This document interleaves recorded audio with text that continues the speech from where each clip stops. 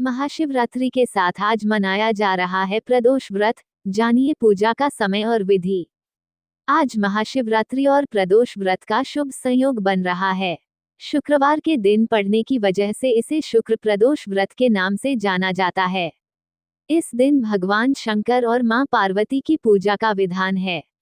ऐसे में जो भक्त भक्ति भाव के साथ शिव परिवार की पूजा अर्चना करते हैं उन्हें उनकी पूरी कृपा प्राप्त होती है। प्रदोष व्रत का अपना एक धार्मिक महत्व है। यह माह में 2 बार आता है। इस प्रदोष व्रत को बेहद शुभ और विशेष माना जा रहा है, क्योंकि इसके साथ महाशिवरात्रि का अद्भुत संयोग बन रहा है। दोनों ही पवित्र उपवास को फाल्गुन माह के कृष्ण पक्ष की त्रयोदशी तिथि 8 मार्च 2024 यानी आज रखा जाएगा। तो आइए प्रदोष व्रत की सही तिथि और पूजा नियम के बारे में विस्तार से जानते हैं। त्रयोदशी तिथि की शुरुआत 8 मार्च 2024 01:19 से त्रयोदशी तिथि का समापन 8 मार्च 2024 रात्रि 09:57 तक। पूजा का समय 8 मार्च 2024 शाम 05:54 से रात्रि 08:19 तक। सुबह जल्दी उठकर पवित्र स्नान करें। घर और पूजा कक्ष को साफ करें। एक वेदी पर भगवान शिव और देवी पार्वती की प्रतिमा स्थापित करें। पंचामृत से स्नान करवाएं। कुमकुम और सफेद चंदन का तिलक लगाएं। देसी गाय के घी का दीपक जलाएं। बेल पत्र अवश्य चढ़ाएं। फूलों की माला अर्पित करें। खीर का भोग लगाएं। पंचाक्षरी मंत्र और महामृत्युंजय मंत्र का जाप करें। शिव मंदिर जाएं और वहां शिवलिंग का रुद्राभिषेक करें। आरती से पूजा को पूर्ण करें। महादेव को प्रसन्न करने के लिए कठोर व्रत का पालन करें। अगले दिन यानी 9 मार्च को शिव प्रसाद से अपने व्रत का पारण करें। प्रदोष व्रत दिन भगवान शिव और देवी पार्वती की पूजा के लिए समर्पित है। शुक्रवार के दिन पड़ने की वजह से इसे शुक्र प्रदोष व्रत के नाम से जाना जाता है। इस दिन लोग विभिन्न प्रकार की पूजा विधियां करते हैं। इस साल प्रदोष व्रत महाशिवरात्रि के दिन पड़ रहा है, इसलिए यह और भी ज्यादा विशेष माना जा रहा है।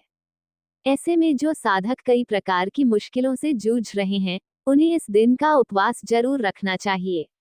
साथ ही शिव परिवार की भाव और समर्पण के साथ पूजा करनी चाहिए।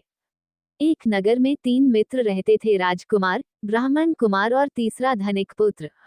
राजकुमार और ब्राह्मण कुमार विवाहित थे। धनिक पुत्र का भी विवाह हो गया था, लेकिन गौना शेष था।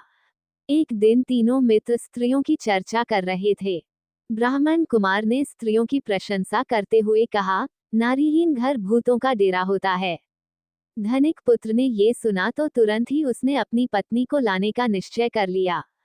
तब धनिक पुत्र के माता पिता ने समझाया कि अभी शुक्र देवता डूबे हुए हैं।